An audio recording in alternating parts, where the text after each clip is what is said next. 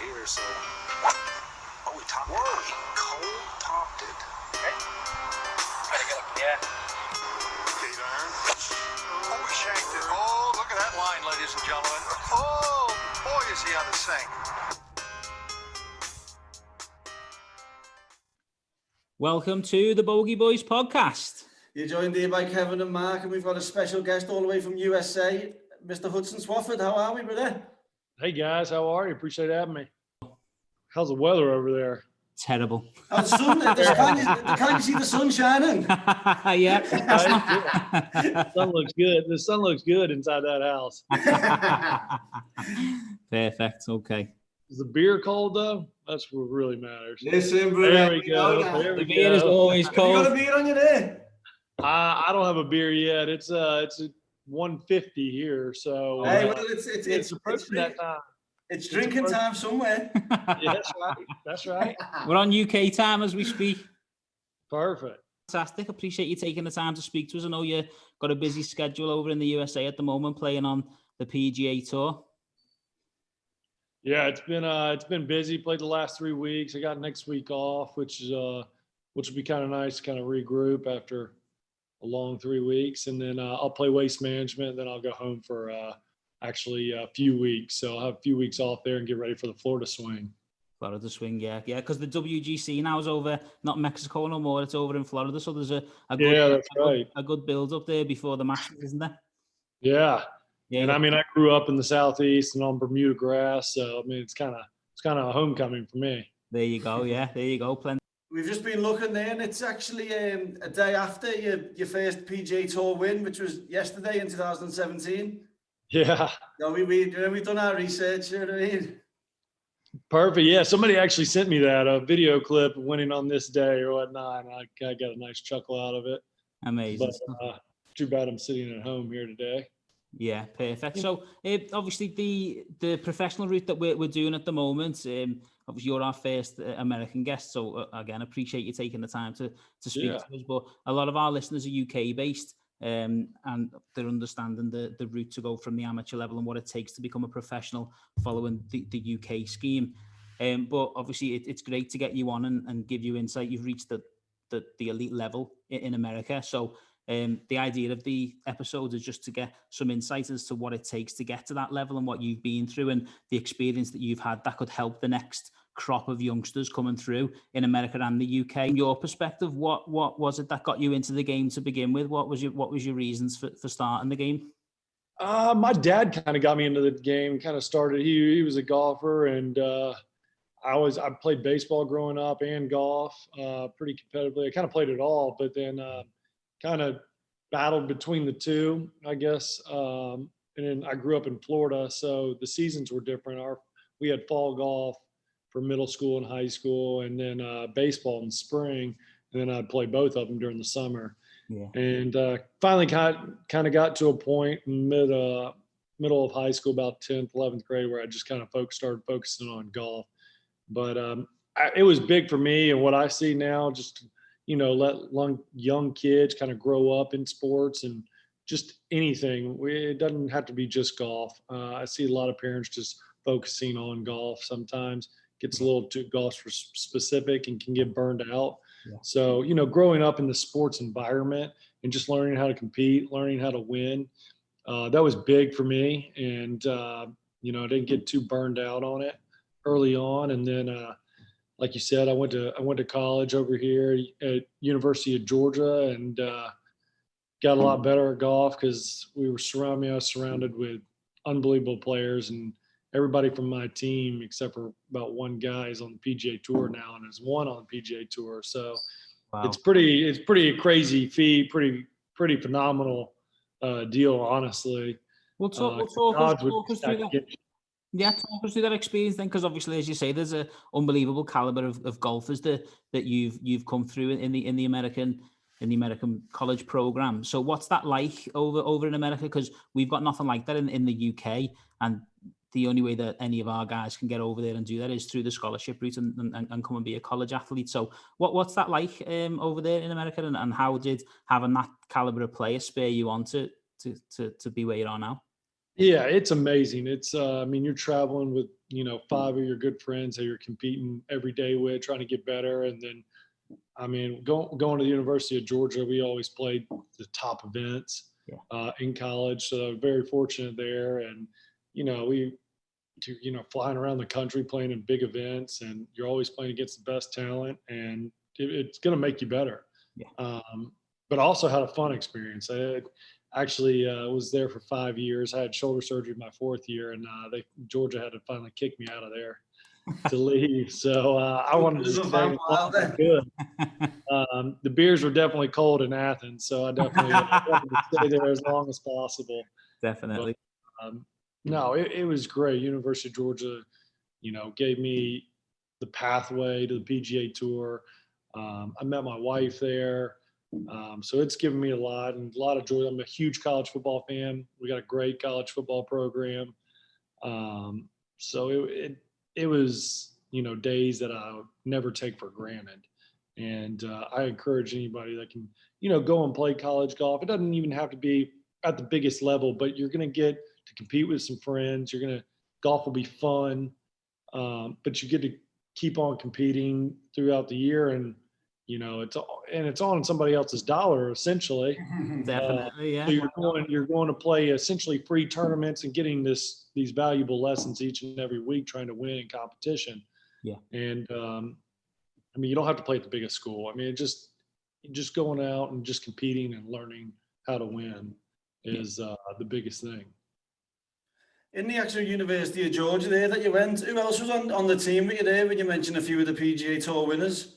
So when I got there, when I was a freshman, Chris Kirk and Brendan Todd were seniors. Brian Harmon and Adam Mitchell were sophomores when I got there. Adam was a Walker Cupper and played on the web for a couple years, but then decided to give it up. And then the 2 guys behind me were Russell Henley and Harris English. So yeah, I was a part of some good teams, man. We had some good times. We had a lot of winning. We never won the national championship. We came in second a couple times, but we won a number of SEC championships, and we won a lot of tournaments, and it was fun.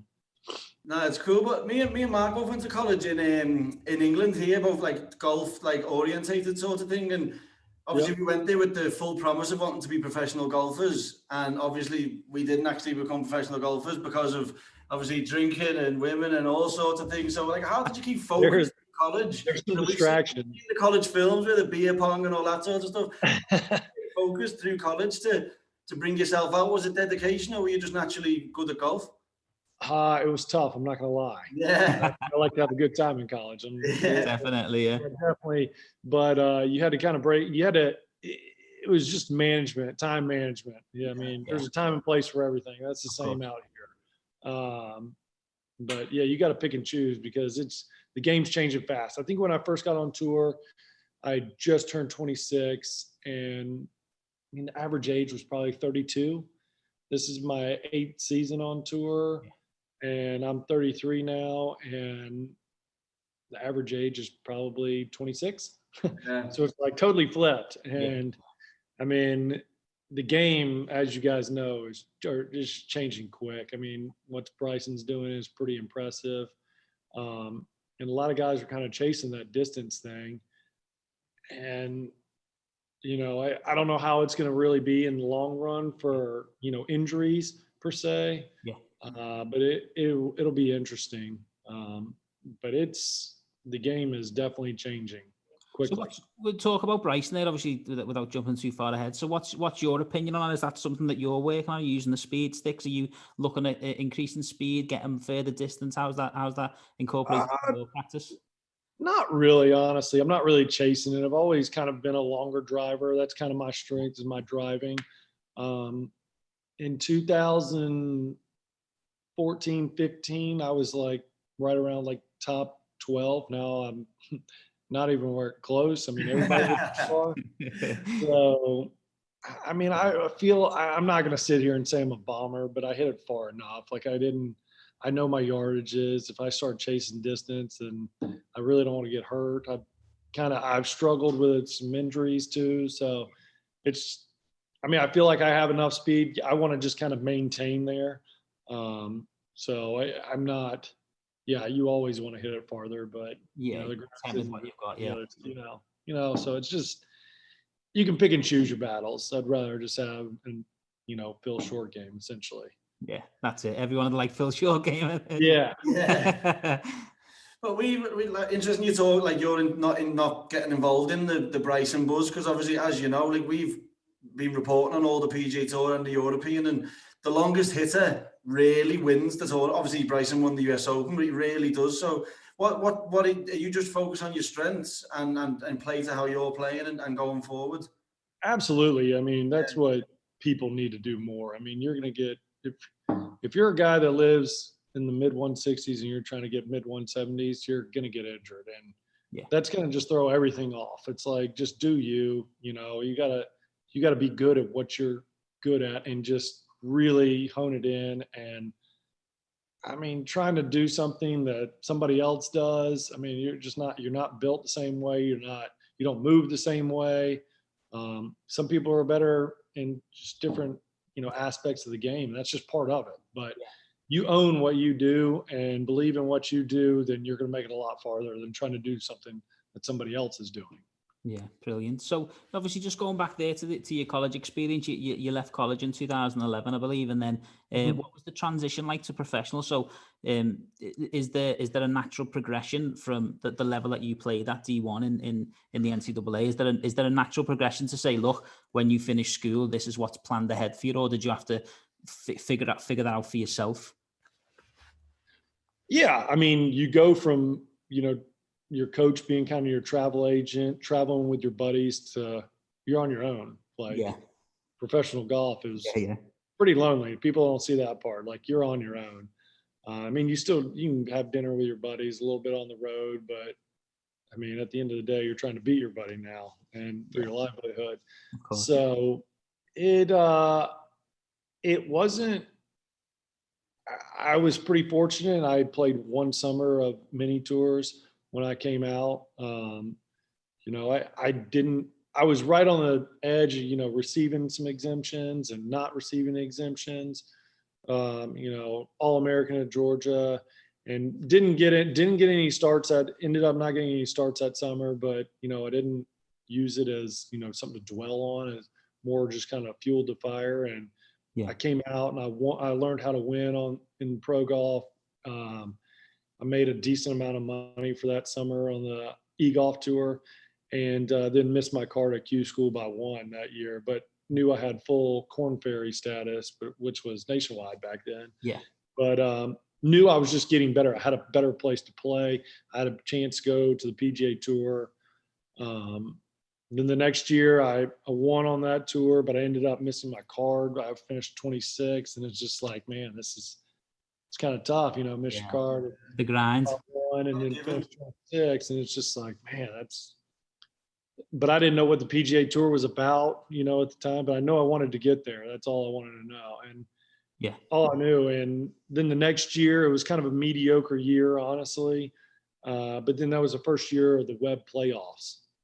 And I mean, I'd finished low 40s on the money list. So I was in the web playoffs, went to the playoffs and played really well and cruised and got on tour. And it's kind of been, when I look at it on paper, if you say like I was going to get there, I was going to spend 2 years on the web. Now this would be my 8th season on the PGA Tour. That's a pretty unbelievable career so far, and a great start. And I've had it a lot easier than most. And I'm not going to say easier. I guess a easier path than most. Easier with your own play, and you haven't just been living it. Do you know what I mean? So it's there's no rights, wrongs in this game. It's tough. Kind of what Jordan Spieth has done really hurt the younger generation, I think, because they competed with him in college, they competed with him in junior golf. They're like, I can just turn pro and I can make it. I mean, what the kid's done is unbelievable. He and Dustin Thomas. So, it's kind of skewed it, but definitely I think younger guys are coming out more prepared and less afraid of the PGA Tour. And ready to compete. But it's it's a testament to those guys. It's not very easy to kind of come out in 7 starts and, you know, get your card. Not too many people do that and compete. So yeah, I'm not going to say it was the easiest path, but it was definitely, you know, I've had it a lot easier than others. Yeah. Yeah, but every year you've got new college, like as you say, it's getting younger and younger. You've got new college kids who are ready to come from the Corn Ferry, straight from college, to try and win on the PGA Tour. And with your longevity, you've been there for like 8 years, so it's obviously a testament to obviously either your mental strength, your game, like just everything about yourself. It's quality. Phenomenal, yeah, definitely. Yeah, no, 100%. It's you know, it's not easy. It's not easy to, you know, when you're early on, coming out of the web category, you really don't have your PGA Tour card. I mean, guys don't quite understand that because you're not getting in, you're not making your schedule. You have to show up. You don't know any of these courses. You have to learn courses quickly. Yeah. And on the PGA Tour, the golf courses change from Tuesday to Thursday afternoon. They change dramatically. And then from Thursday afternoon to Saturday, it's a completely different golf course. The ball's starting to run out. So, you know, you're trying to learn on the fly.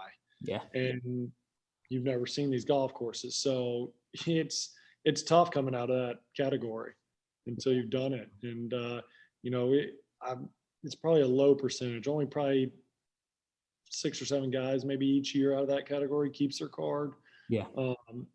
But man, it's really a testament to those guys that do it, because that's some good golf coming out of there. And, you know, when you get a sniff of the leaderboard that you're climbing up, and you just have to be patient. You can't get down, but you're not going to play well every week. So, of course, you know, just kind of putting it behind you. And that's what I think Dustin does an unbelievable job about, that he doesn't get enough credit. I mean, like in the summer, I mean, he had back-to-back rounds in Memorial 80s, and then he shot 79, and then a month later, he almost wins the PGA, and then he wins the FedEx Cup. And I mean, the guy doesn't even remember what he did yesterday. It's incredible. But it's unbelievable for the game. Yeah. I mean, that's how you have to be in golf. Yeah, I mean, of course. Super short-term memory. Yeah, and what he's done is super impressive. Yeah, I'm so excited to see what he gets up to this year as well, because his game is it's phenomenal, isn't he, what he's doing at the moment, and how he's just ripping those courses up. So obviously we're on 2014 there, your PGA Tour, but obviously we can't have you on the podcast and not talk about the divot, surely. Your last year in 2013 on the Corn Ferry. Yeah. Talk us through that whole experience. We've all seen the video. I mean, it resurfaces like once every 4 or 5 months. It was actually the day I got my PGA Tour card. It was actually a really good day. Yeah, my buddies, I get, every time it kind of comes up, I get a bunch of text messages about it. And people send me the video, but it was at number 12 at Ohio State, in Columbus. And it was in the web finals, actually. I'd finished 10th the week before. I needed just a solid week to kind of lock things up. And I was in second place at the time. And I had to lay up on this par 5, and you can't see, I'm on a downhill slope. I'm just trying to feel this wedge out. And I just take the nicest little divot on this bent grass, and it just crushes my ball. I didn't even know. I didn't know if it was a 1 shot, 2 shot, 3 shot penalty. What do I got to do? Yeah. And I just feel like this wasn't good. Yeah. And, but I ended up getting up and down for par. Yeah, so they never saw that part in the video. Yeah. But it's definitely, I should be getting royalties off this video. 100%. Yeah. Hey, nobody cares about the positives when you're getting up and down. Everyone just cares about that divot just hitting the. Oh yeah, absolutely. The reaction, and the divot. Yeah, sure. That's it. Of course. Yeah. Amazing. But it actually ended up being a great day, because I finished tied for 6th, I think, that day, and ended up getting my tour card. So this is definitely a good day and something to laugh about, and kind of, a little unsettling at the moment, but something really funny to look back on. Yeah, 100%. Yeah, memories for a lifetime. Yeah. Yeah. Yeah. So obviously, then you make it onto the PGA Tour, and as we've spoke about there, you've you've been on there now since 2014. So what do you put that success down to? Have you had a strong team behind you? Do you have what type of team do you have behind you, from like a fitness to a mental strength to obviously your different elements of your game, the coaching that comes into that? What do you put that success down to? Yeah, for sure. I mean, just like you said, the whole team. I got a PT that I work with on the road that tries to keep me in one piece. I got a strength and conditioning coach at home that's amazing, great dude. He's actually from England. Tom Hemme, he's a beauty. What part? Do you know what part? Oh my gosh, yeah, I knew you were going to ask that part. I want Sorry. no, and I did know, and I know, and I'm totally drawing a blank on where. It's just a little northern. I can't remember. North England's good. If you just say he's from Liverpool, we just cut this out and edit it into that. No, he's not from Liverpool. We'll edit that out then. Yeah, he's not from Liverpool, but God, he'd kill me if he heard this. But yeah, and then my coach, Scott Hamilton, I've been with since my second year on tour. He's been huge, just getting me a little bit more consistent and cleaned up over the years. There's kind of a lot of talent before that he's kind of molded and shaped and, got me a little bit more consistent. But it definitely takes a team behind you. It's hard to just kind of do it on your own. Yeah, 100%. So it's I've been fortunate to have some good people around me. No, it's good that you've had your coach there for what, 7 years. It's good that that must mean a great deal, and the consistency of keeping that same coach, because you hear now a lot of players are swapping and changing all the time and trying something new, something different. So do you put that down to your success, the consistency of keeping with the same coach a lot? Yeah, for sure. I mean, I see guys jump around all the time and you're trying new things, but man, I've won out here. I know what it takes to win out here. The guys help me win out here. I mean, we'll butt heads. There's no doubt. And I'll get on his ass for sure. But he'll just tell me why I'm sucking. But it's just part of it. Yeah. But we have a great relationship. So it's switching coaches, and you're not going to find. I think it's really hard to kind of find that,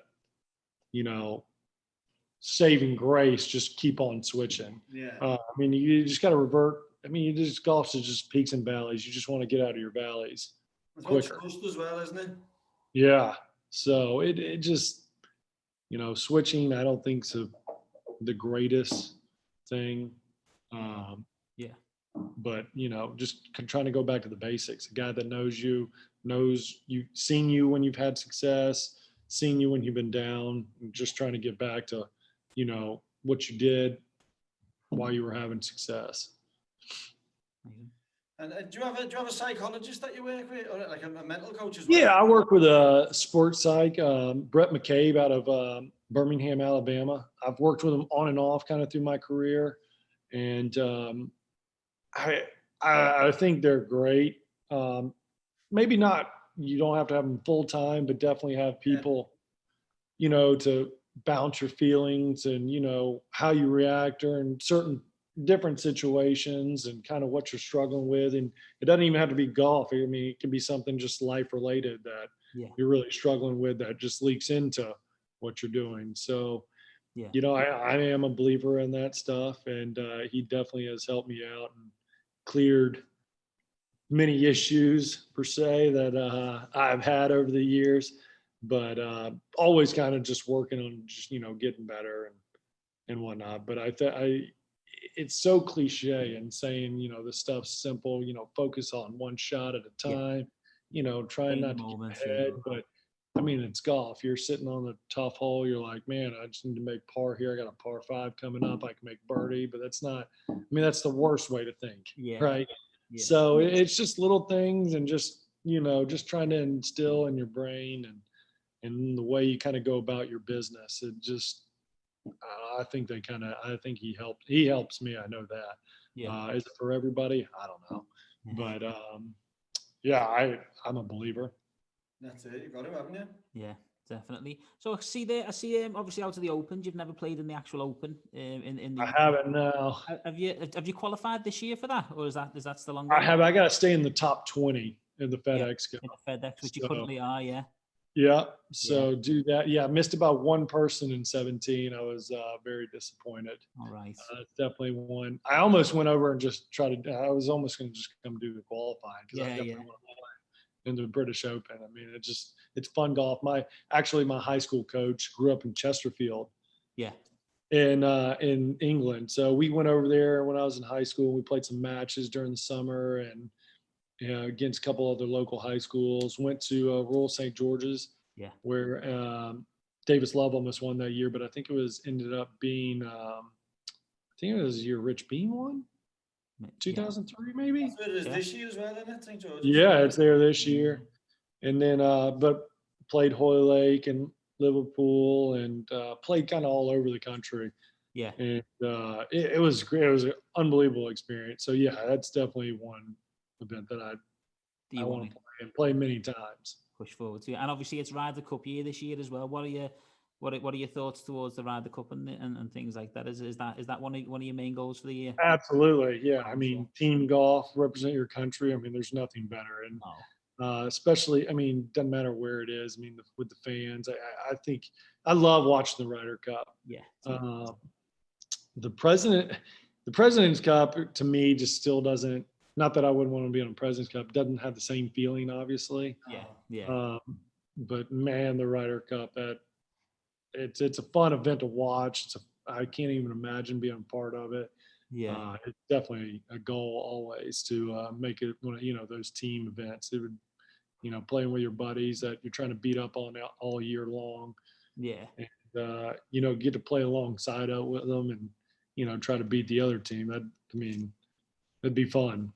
So watching it over the years, is there anyone that obviously if you do get in the team this year, is there anyone that you'd like to get your hands on and go one-on-one against? Is there anything like that you'd like to? I know Poulter's one to get under the skin, isn't he, with his passion? And I mean, I've played a fair amount lately with Ian Poulter. I mean, that would be fun to play against him in a Ryder Cup. Watching that.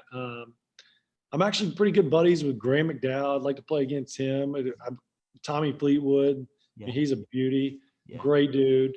I'd love to play against him. And just any of them. I'd just love to have the chance to play against any of them in the Ryder Cup. I mean, who cares who it is? I'd love to. Yeah. It'd be fun. It would be a lot of fun.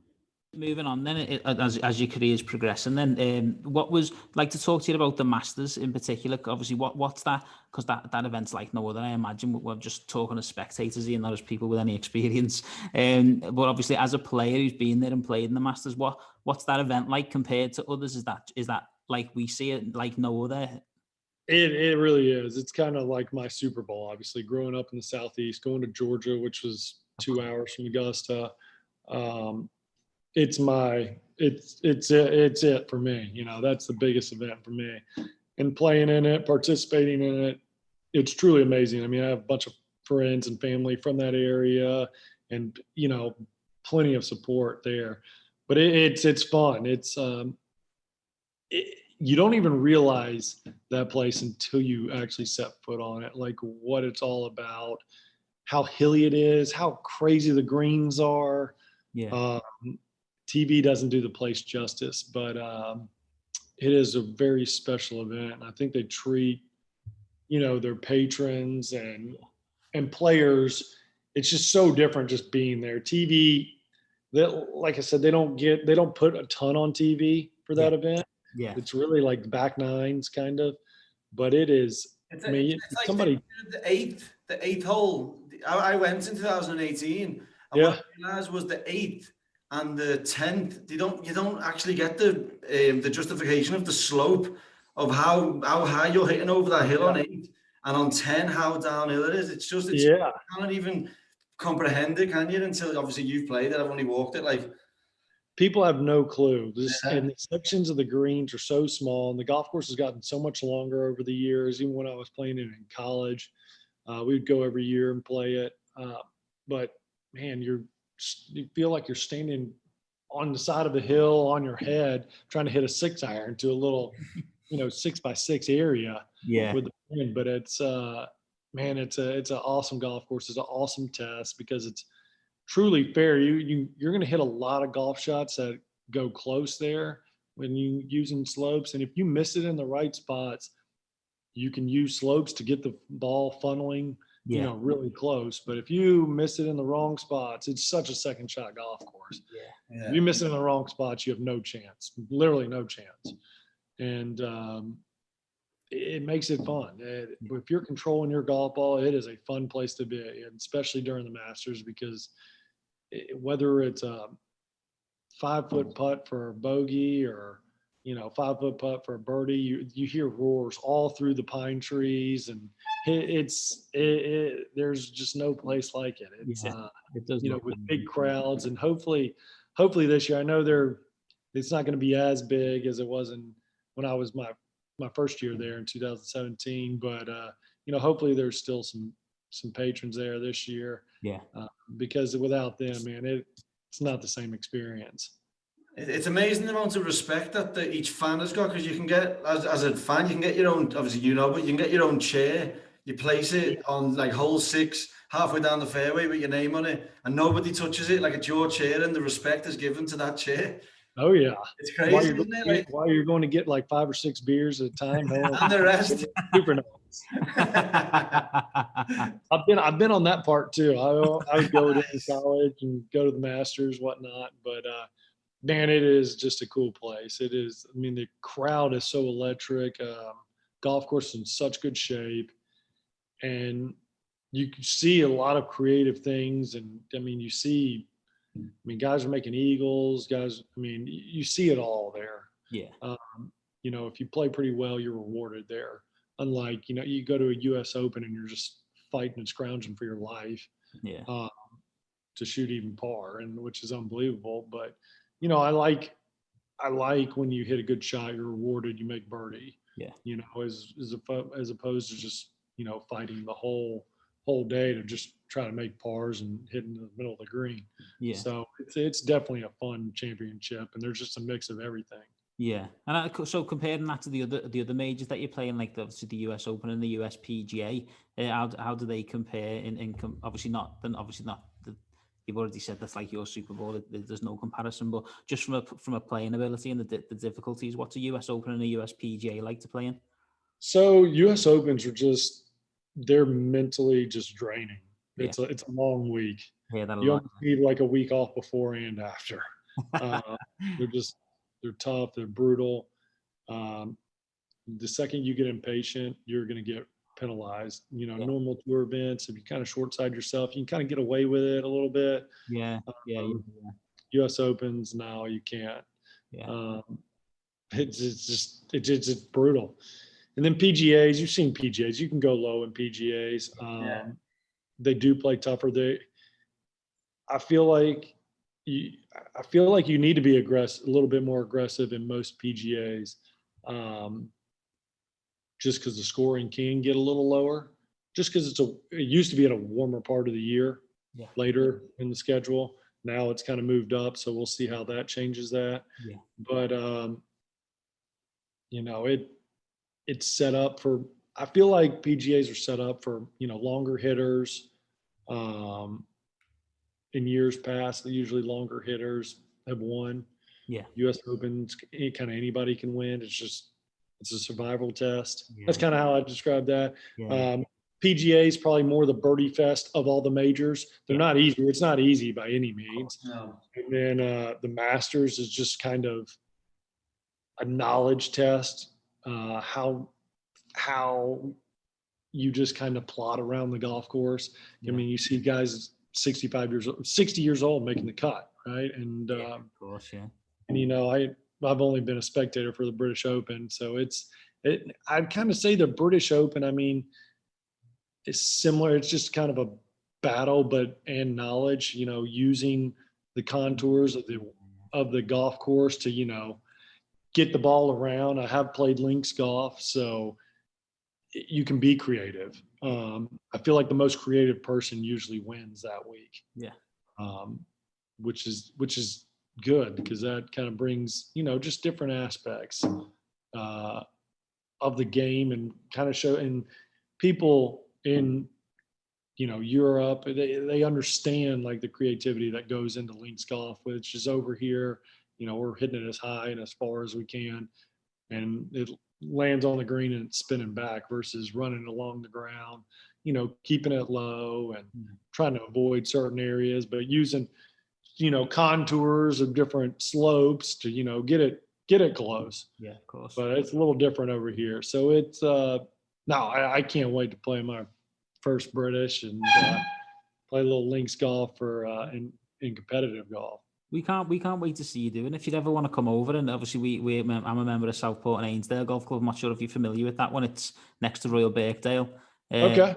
It's along that coastal road, and you've got Formby Golf Club, Hillside Golf Club. It's a prestigious. So if you'd ever want any prep, you're more than welcome to come over. Perfect. I appreciate it. You can whoop us, no problem. I like it. Hey, Hudson, just thinking there, right? An interesting, you've obviously given a great insight into all 4 majors and what it takes and different things. But just something interesting that I heard, and you've just said your buddy Harris English said in his interview, he said, "Oh, it's great to win so early on in the season because that gives me another year's job security, because out here you'd only really get 1 year job security." So obviously that's his mindset. Now he thinks he's got this year and obviously he's got next year. But obviously you won in 2017 and you've played your way into the next few years. Is that your mindset, or how do you get through it? Oh yeah, it's huge. I mean, there's no job security in this game, right? I mean, you could go from top 10 player of the world and literally, a little injury. I don't know, you break your thumb or something, you're out of the top 100 in the world, you're scrounging, you're fighting. Yeah. Game's not as good. And then doubt creeps in. It's job security is huge in this game. Yeah. I wish it was kind of like basketball where you get a contract and you get a guaranteed contract, but that doesn't quite happen. That'd be nice. It'd be super nice, but job security is great. It kind of frees you up. It allows you to make your own schedule too. People don't see that part. So, you could go, on a 4 or 5 week stretch where body's not feeling very good, you're mentally fatigued, you're kind of worn out, but you kind of got to play because you're behind the 8 ball.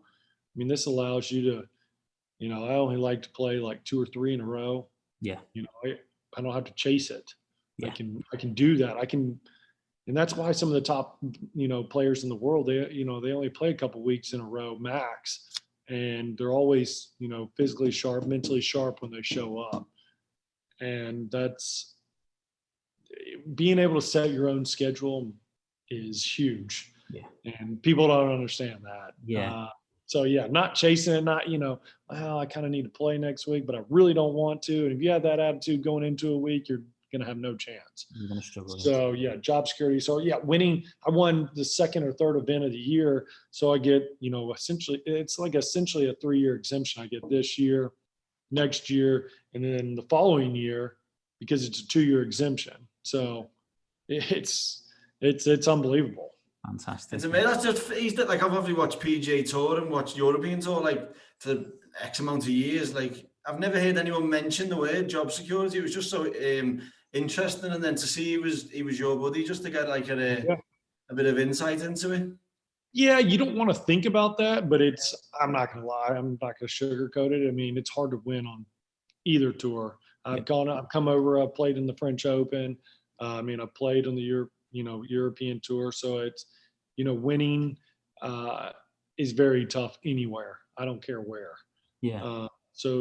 There's some guys that make it look really easy. Yeah. But it's just really tough. And so, winning, it just kind of, it gives you a little sense of comfort, and it allows you, I think it frees you up a little bit. Yeah.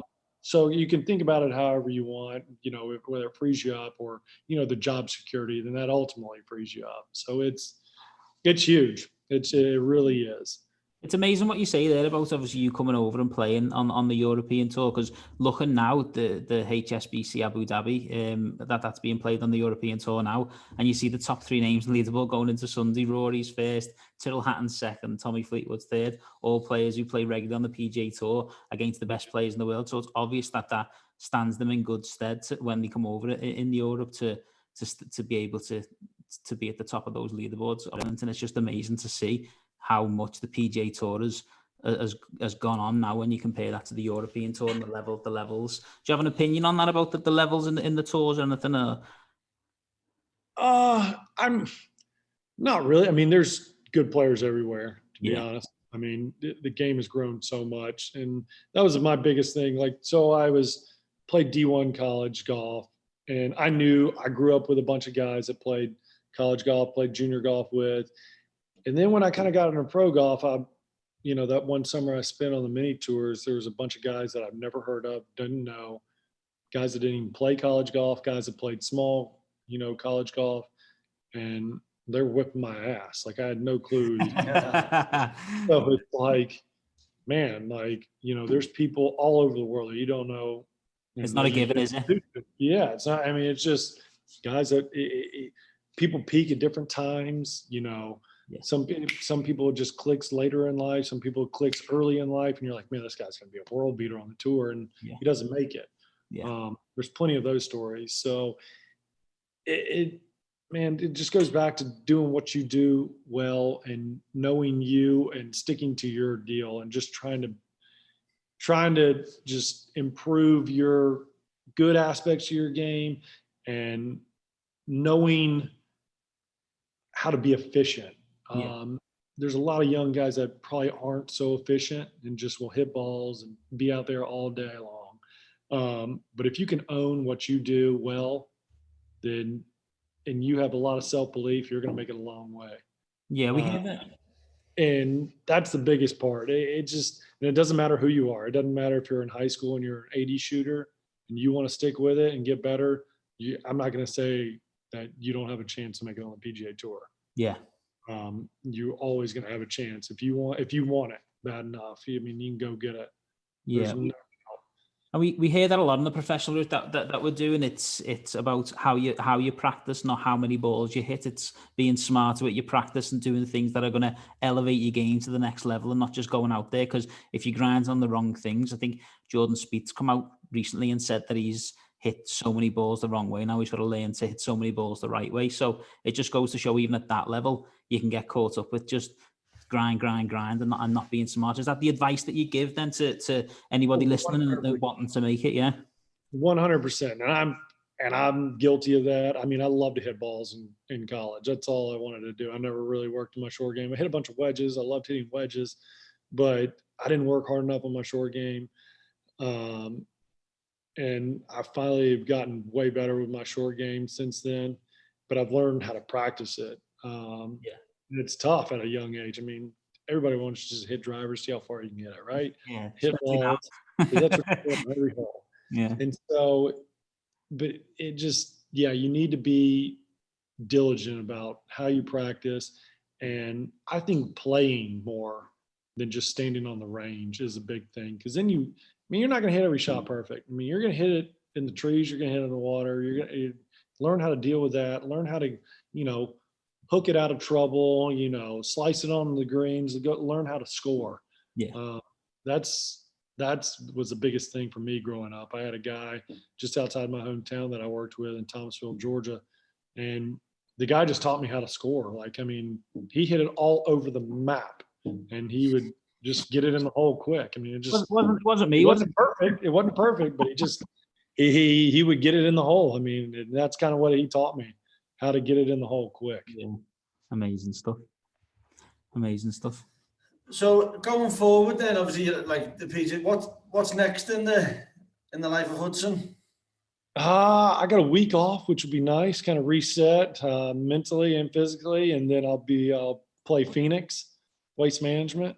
Won't be quite as rowdy as it normally is this year. That is one place that we need to get over very fast. Yeah. So if there's one golf tournament anybody in the world can go to, they need to go to that one.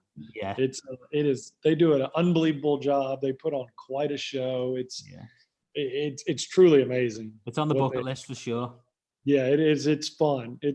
I actually played in a pro-am there one time, and it was with the Coors distributor, and he told me that 1 week they sell more Coors Light than they do all 82 home games of the Diamondbacks for baseball.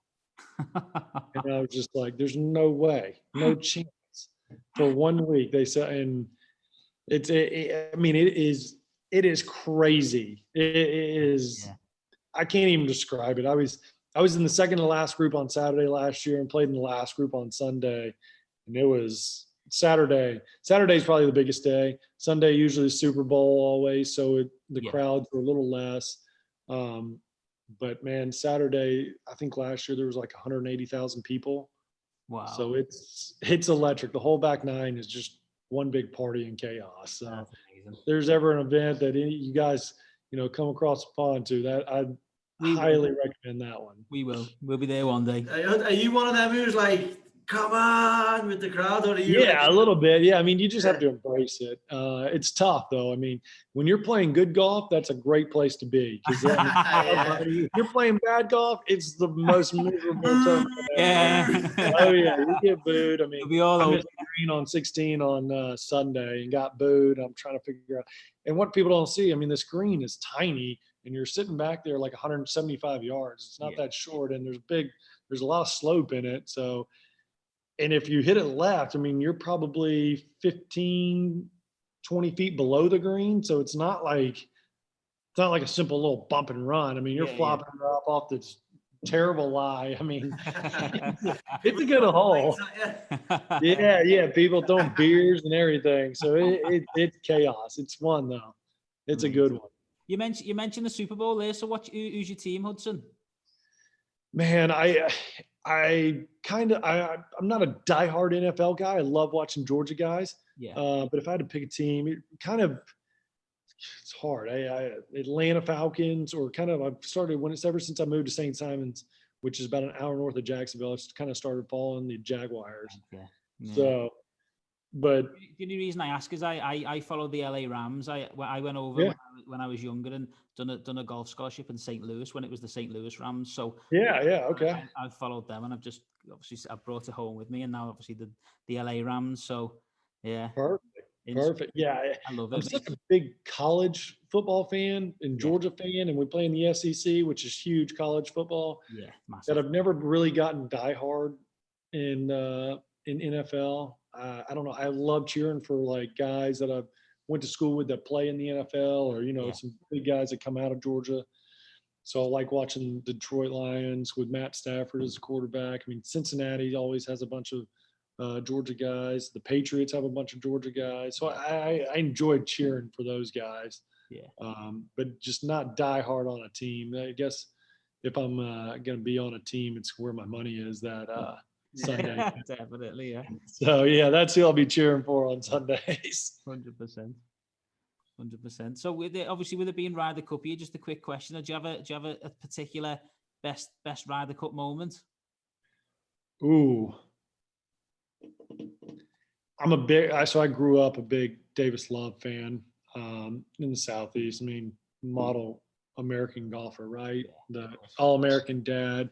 And I finally, I loved Davis growing up, and then now I get to, I live 2 miles away from him, so we're really good buddies. So it's probably when he was captain and they ended up, winning up at Hazeltine. I mean, that was really cool to see after, especially what happened at Medina, like one of the biggest failures for the U.S. to lose. That was real tough to watch. And I know a bunch of guys on the team. I mean, it was tough to take, but then, flip the script and come back and, they, as well as they played under Davis and winning at Hazeltine, that was pretty cool to see. Yeah. But shoot, we don't have a ton of good memories over here. Especially lately, we've been getting killed. It's advantage to Europe, isn't it, over the last years? But right. There's so many good players now on either team. It's just you can never ever call it, can you? It's just no, you can never. It's never over. Yeah. What's interesting there, if you're quite close with Davis, if you give him a little nudge there and just let him know that we're two good lads and we'd love to chat to him anytime he's free, do you know what I mean? Yeah. Sounds good, yeah. He's welcome on the podcast. You put in a good word, say the two sound lads there, and we'll tap him up, don't worry. That's right, I will. Thank you very much. Good man. Well, look, Hudson, I mean, obviously, again, appreciate you taking the time speaking to us. It's been amazing. And one more thing. We've got a Bogey Boys golf day coming up in England. Obviously, conflicting with your schedule. You didn't think I was going to ask this, but I'm going to ask you. I was like, surely not. We'll get the schedule ready. We'll put it the whole day around you, even if you're the only pro playing. The week before the St. George the Open. We've got a golf day on there if you fancy coming and playing. Okay. Let you know, and if it's up to you, obviously. But let me know if I'm in, and if I'm over there before, then I'll have to stop by. Legend, my mate. Amazing. Yeah. What a guy. But look, Hudson, it's been amazing, mate, and we really do appreciate you taking the time speaking to us, and the information you've given is going to stand a lot of young people in good stead. But when they listen to it, just listening to the experience you've had and everything and your whole journey. So thanks a lot for that. Yeah, absolutely. Good seeing you guys. Thank you very much. We appreciate that, mate. Stay warm. Over the rest of the season. Say it again. Thank you. Appreciate it. I said, stay warm over there now. Keep those beers flowing. These are all, don't you be worrying. We'll never go cold with a Corona in our hand, mate. Don't you There worry. you go. I love it. Good luck for the rest of the season. We wish you the best luck. We hope you qualify for the Open. Whoa. One more thing. Anyone that comes on this show, the next tournament, they usually go out and win. So you've had the Bogey Boys blessing. So we look forward to you winning next week. Hell yeah. I like it. Hell yeah. That sounds good. Don't forget to mention us in your speech. Perfect. I will. Hudson, you take care. All right. See you guys. Good luck. Cheers, mate. Bye-bye. Thank you. See you.